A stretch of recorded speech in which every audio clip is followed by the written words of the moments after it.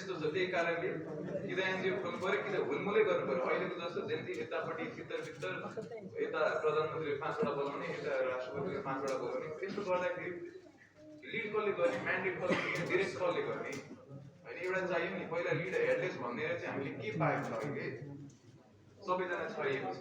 सरकारले कस्तो कुरा सुने त्यो आफै भयो। एक हिसाबले जब सबैतिरबाट फुटेको छ त्यस्तो भएपछि हामी डिरेक्सनलेस हुन्छौँ, दिशाहीन। त्यो भयो भने देश कसरी विकास हुन्छ? त्यो कारणले हामीले चुनावमा जाने भनेर होइन कि हामीले सङ्गठित रूपमा जाउँ।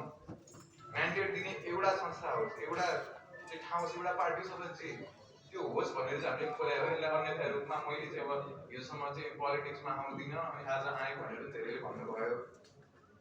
के गर्ने आयो बलिदान खेर जान दिने 78 जना मर्नु भएको छ, जो होइन नि।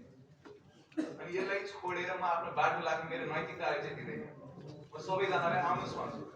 यो हाम्रो छाता ठुलो छ, हामी आइपर्ने जे पनि यो छातामा आएर हामी सँगै जाउँ र लडौँला।